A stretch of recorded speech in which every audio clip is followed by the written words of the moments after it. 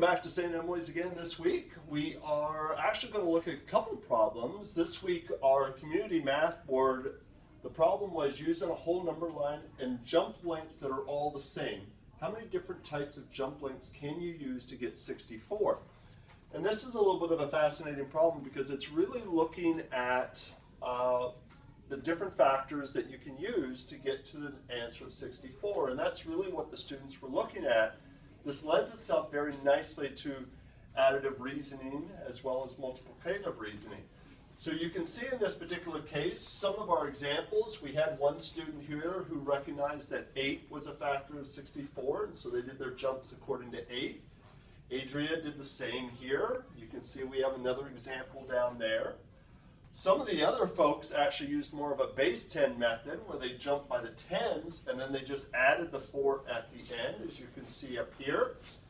We also have an example down here where folks understood that 4 was a factor of 64, and so they went by 4s. This one's a little difficult to read, but they actually went by 1s. Up here they went by 2s, all recognizing again factors of 64. And on this one, they did the same thing where they went by base 10s and added the 4 at the end. So we see lots of different examples of how you can answer this type of a question. So moving on to our problem of the week.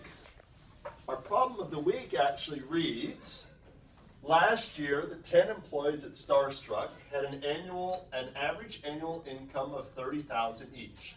This year, 3 of them received equal raises in pay, raising the total annual income for all 10 employees to $303,000. First question was, how much was the raise received by each of these 3 employees? What is the new average annual income of each of the 10 employees this year? And then finally, the last question is, if the word equal is deleted from the given information, could you find the answer to part A? So this actually lends itself very nicely to the type of work that we had here done already, in that we're going to use a number line once again to figure out the answer to this problem. And so when we look at the fact that it says that each employee was earning $30,000 each, I'm going to use that concept of base 10 again and recognize that really all I have to worry about is that 3 and just keep those zeros in mind at the end. So I know that I have, in this case,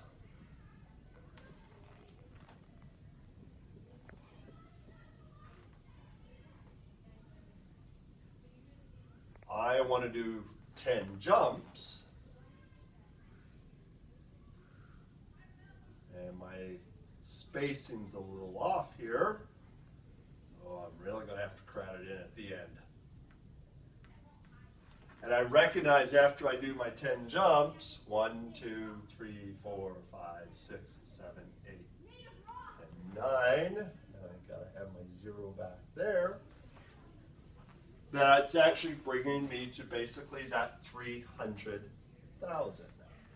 And so in this case, because the raises of those 3 employees brought me to the 303, again, I can cross that out. I know that my only gap in this case is 3. Again, I'm going to use my number line.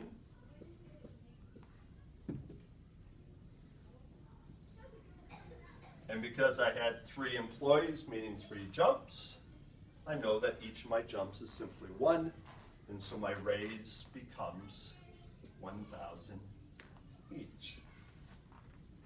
And so again, you can see when we're dealing with any of these number senses, when we understand additive reasoning, using our number lines to figure it out, it becomes a much easier way of solving it. Thank you very much, folks. We'll see you next week.